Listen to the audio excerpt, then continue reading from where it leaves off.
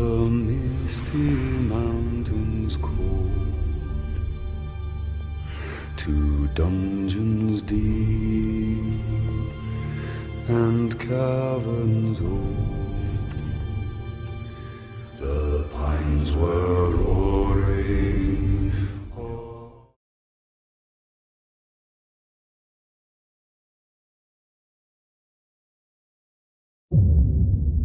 We want The Hobbit to be a visual experience that goes several steps beyond Lord of the Rings. Fans of The Hobbit, they're going to get so much more. To dungeons deep and caverns old. You'll get taken on an amazing ride. So, this is The Hobbit. I cannot guarantee his safety. Understood. You will see more of Middle-earth than you've ever seen before. I think that people will see more than once. I know I will.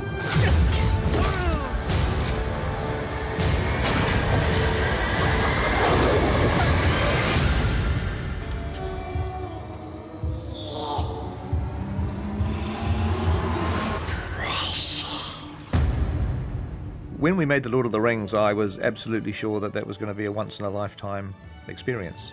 I never realised that 10 years later, we were doing it all over again. We actually shot for 266 days on The Hobbit, which was exactly the same number of days that we shot on The Lord of the Rings. So I've sort of done the once-in-a-lifetime experience twice, but not a third time. There won't be a third time. It was a little bit like returning to summer camp. You know, so many of the people who were part of the first journey are part of this journey. It's all coming back to me. It was extraordinary coming back onto set with those same people. You looked around at all the faces in the crew and thought, here we go. The same creative talent. 20 or 30 of the most senior people were Lord of the Rings veterans. What a Who would have treat. thought it would ever have happened again? I know. To have a chance to return, pop the wig on and the feet on, it kind of feels like I've stepped into a time machine. And I get to meet all of these other actors who are coming along for the real long journey and sort of seeing in them a little bit what we felt like when we started.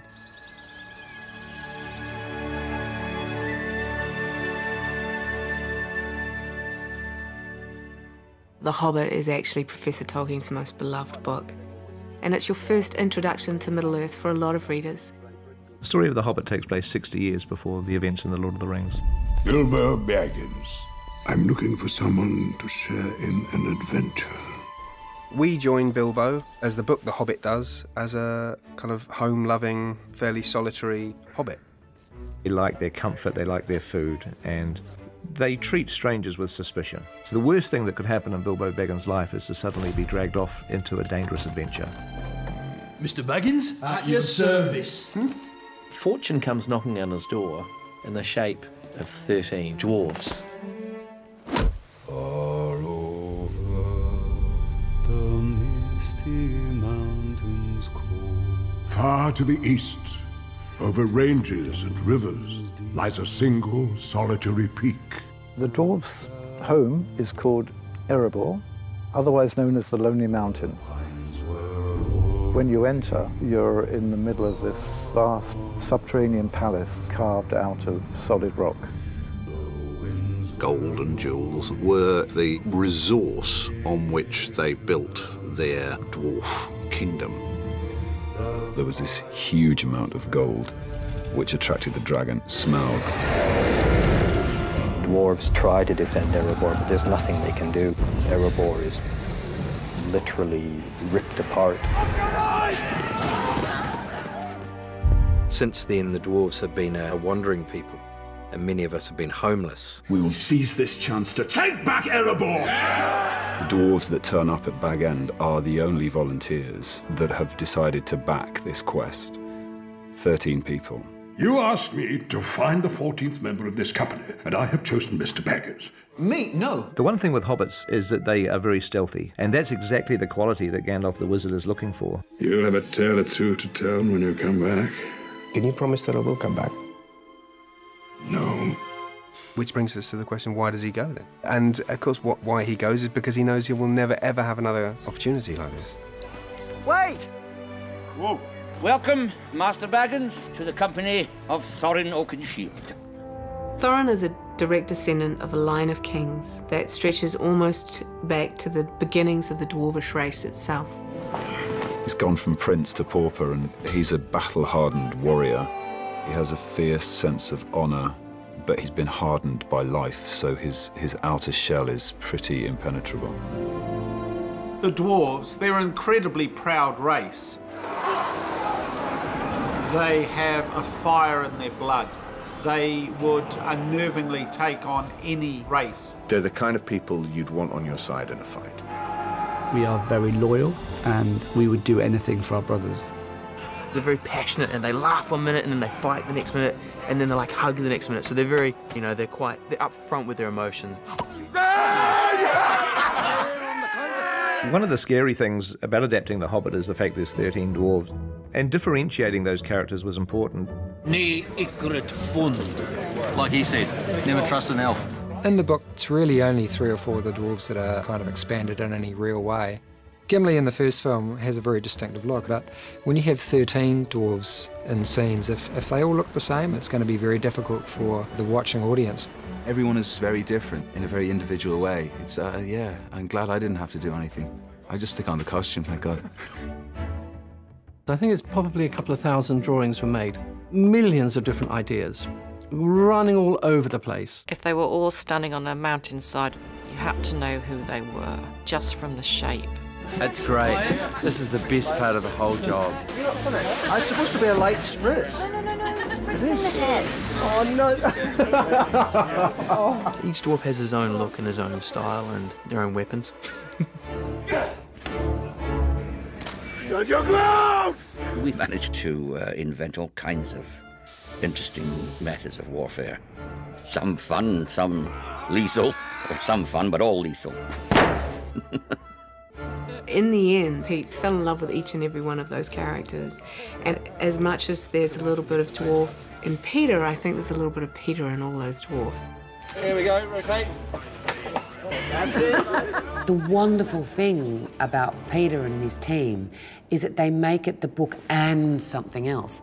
People always say, well, it's this very relatively slight novel, and so how come it's 3 movies? The Hobbit was almost a lifetime's work for Tolkien.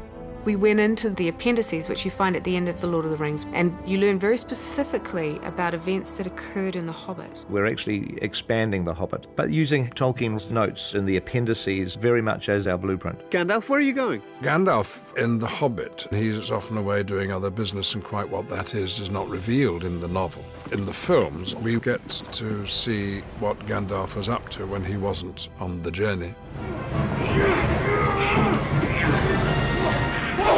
Tolkien, he created a whole world, the different creatures or people who live in that world, and real history stretching back thousands of years.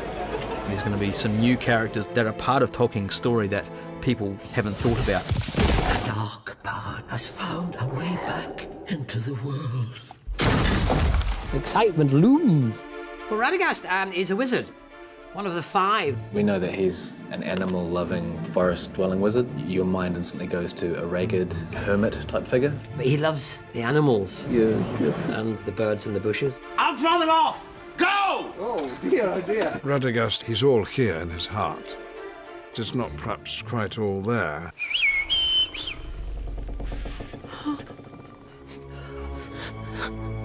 The trees! They're diseased! Radagast discovers that something's going wrong in his immaculate forest. Trees are dying, animals are dying. Something's wrong, something's terribly wrong. Middle-earth seems to be just beginning to rumble and tumble. For 400 years, we have lived in peace. Are we at peace? Orcs attacked us on the road. As part of the expanded Middle-earth universe, Tolkien came up with the idea of the White Council, which is the United Nations of Middle-earth to some degree. Gandalf, Elrond, Galadriel, Saruman, they play a role in illuminating those sort of broader political landscape. The White Council, they represent enormous power. There's suspicion amongst all of them that there's this building power of evil getting stronger and stronger. It has to be more than just the dwarves' quest, because their quest is being affected by Middle-earth events and the rise of evil. Seeds being planted for what eventually becomes the time period that we meet in Lord of the Rings, that lead to the great fight for Middle-earth. If you watch then this suite of films in their entirety, it's wonderful that Peter's able to weave those subtle connections between the films. One of my favourites is an older Bilbo telling children the tale of his run-in with 3 large mountain trolls. So there I was, at the mercy of 3 monstrous trolls. The great thing about The Hobbit is we get to see it. Bilbo's encounter with the 3 trolls, William, Bert and Tom, is one of the most iconic passages from the book, and it was something we were really looking forward to bringing to the screen. 3 of us dwarves, Mark, myself and William, are portraying the trolls as well.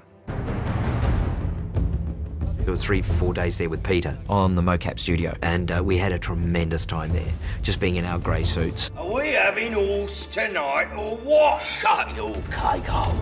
You're like a really dysfunctional group of 3 flatmates. Directing is partly the same, really, apart from the fact that the actors look rather silly.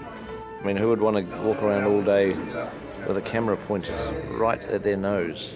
The process of getting the trolls animated, we take the data that's been tracked from the mocap stage, and then we started refining that motion, and it was the first time we saw trolls actually verbalising. Now, are there any more of you little fellas hiding where you shouldn't? Make him squeal! Out of this colourful group of dwarves and wizards and there's elves, and the story of The Hobbit is to take Bilbo, as played by Martin Freeman, the young, conservative, very safety-conscious Bilbo, and to see him transform. I have never used a sword in my life. He finds a bravery that he didn't know he had, and he finds a sort of nobility that he didn't know he had. And none of the others knew he had. Throughout the course of the quest, Bilbo surprises the dwarves at every stage. Bilbo goes on the journey, and he's changed forever. It's lost. Yes, yes, and I want to get unlost as soon as possible. Now keep your distance. I'll use this if I have to. I can't wait to see that beautiful book that Tolkien wrote in 1937 come alive for people. There's a team here that have their heart and soul into creating something very, very special. We all have this common goal. We want this to be a film that has this lasting impact on people because it is such a good story. Whatever age you are, trying to remember the sense of awe you had as a child. Hopefully you will leave with that awe firmly in place. It's magic, pure magic, and you believe it. Going back to Middle-earth, probably for the last time on the big screen, is going to be a huge thrill. For the fans, these films are a return to a world that is both familiar but also entirely unexpected. I'm going on an adventure! Step into the world, step into Middle-earth, come on this adventure with us.